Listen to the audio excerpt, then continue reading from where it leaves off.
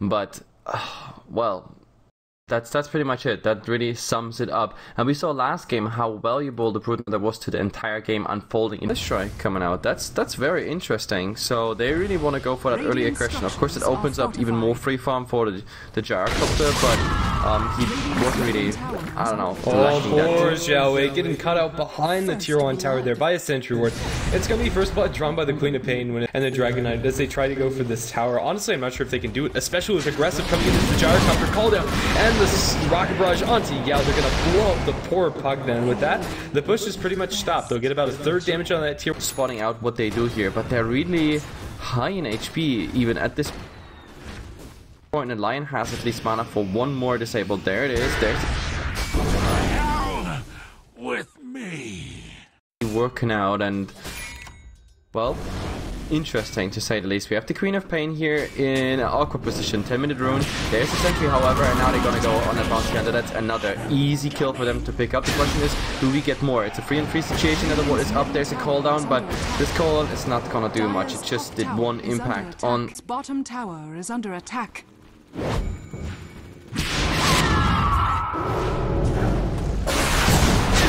Finally, the Queen of Pain is gonna. Dire's top tower is under attack. No! Well, he's not even gonna get to cast. They're rotating into the mid. They're even gonna stop this one. So I still think LGD is kind of fine with that trade, because now they want to fight. And talking about fighting, Jesus Christ, Lion just got that kill on the bounty hunter, but of course he has to die in return for it. Not really worth it because he was striked up. So if you have a 1-1, he has no vision. However, that's the biggest problem. They're standing right on top of each other. Oh, she's gonna drop another weapon. He's gonna unwind the Requiem. That's a dead XZ. Easiest kill of his life. Wow, okay, that might even go for tier 3. So yeah, the rotations are coming. This tower is not going down, and they're gonna start it. With the Dragon Tail, they'll kill off the Queen of Pain in a heartbeat. They have a track on the Broodmother and the sidelines too, but LGD can keep on this pressure and keep on this push. With the Pug more down, with the Dragon form up for maybe, the tower is going to sustain constant chip damage, and Mechanism will sustain them through this. Although there is flat cannon, that's kind of annoying. The Pug ward still lives. There's no way for them to heal it. It is going to go down one way or another. It goes to the Brood. Yep, the Spiderlings doing work there, at least on the ward, and there's at the moment no vision, so they have no idea if Broodlings are behind them, but still, they can't really stop them, and the problem is the damage. The damage by the Dragon Knight. You have the Corrosive Breath, you have the Shadow Fiend. They're really working on tier 3 tower, and they need that everything, but oh my god, what a beautiful stun in the Icarus dive. There's the cooldown, but CDEC, again, just not finding the opening here. They're really low. They still have the Aegis, however, on the Shadow Fiend, and that Nether Ward just to retreat. They absolutely need divine initiations on their own terms. It's really been the most difficult part of this game for them. The Queen of Pain can't set up, the Gyrocopter can't either. Oh, what a beautiful initiation here. Yeah. They're gonna blow him up. The Crapify as well there on top, and that Broodmother is close enough to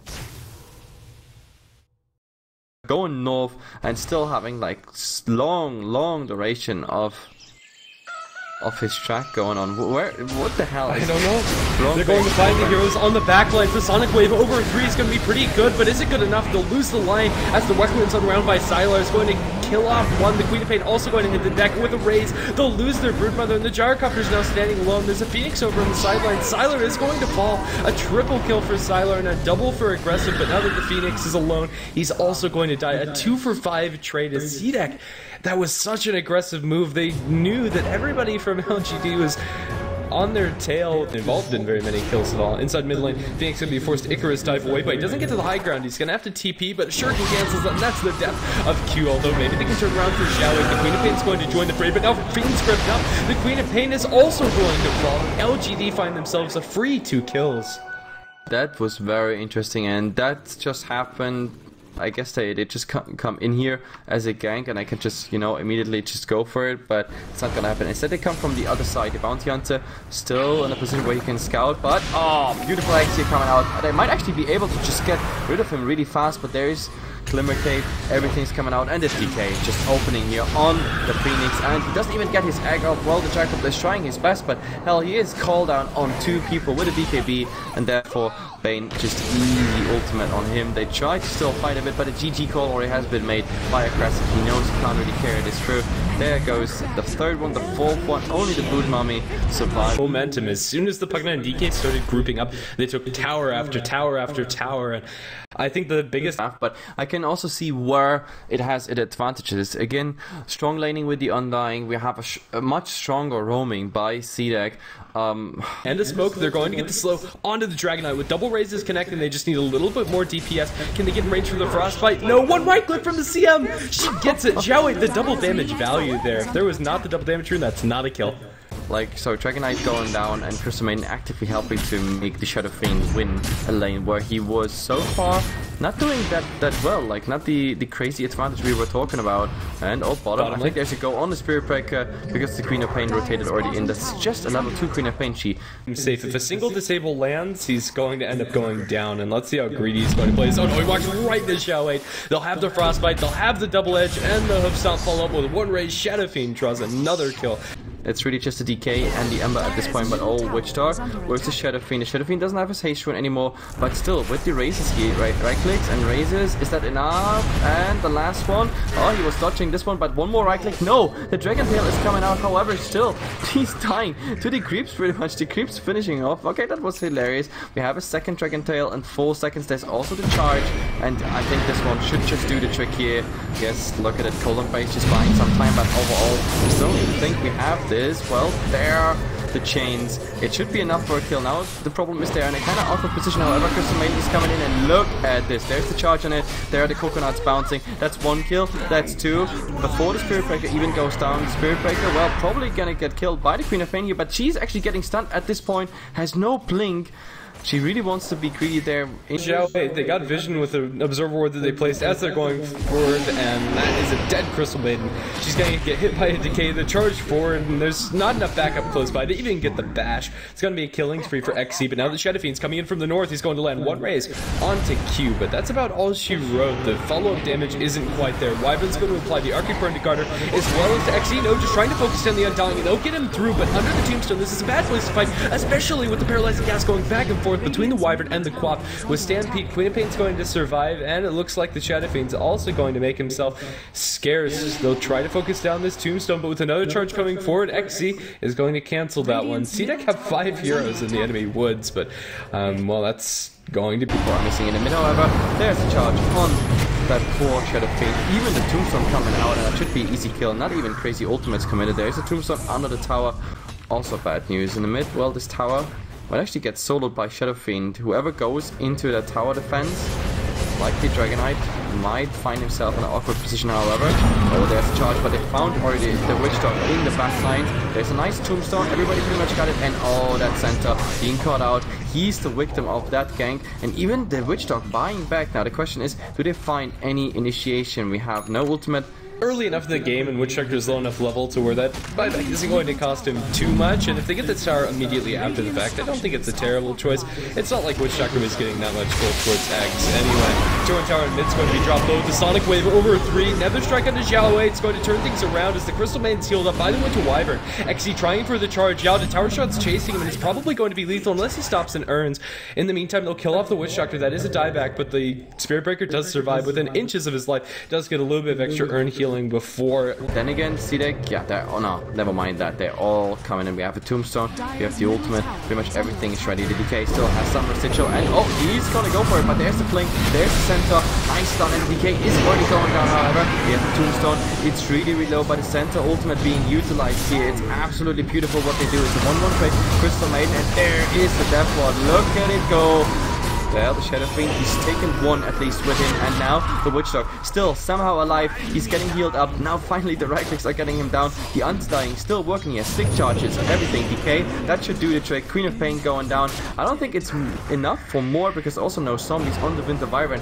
It's gonna be a free bit of the even thing we have. However, Queen of Pain might be charged.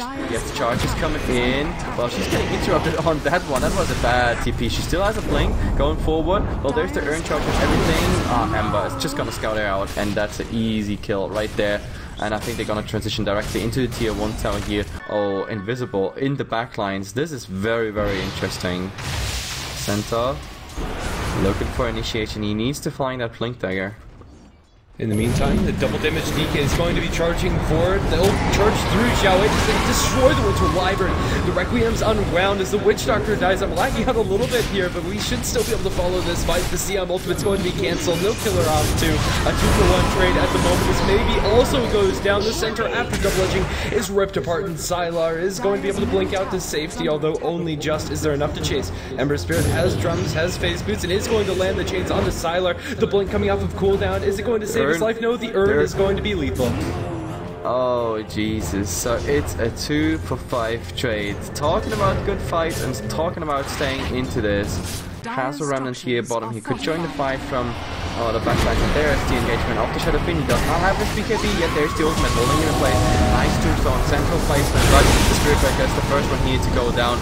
That is just so much damage right now, but also LGD losing more and more HP. There is finally the ultimate of the center. Well, we have a tiny bit lag here on the Chinese server, however. We see the center going down. Now they try to just pursue LGD. There is the stun on the Shadow Fiend. No BKB anymore. The Undying trying to do as much as possible, and it seems to be enough. The Coconut's also flying. Queen of Pain being in the backline, dropping her scream. The Golden Face actually holding that...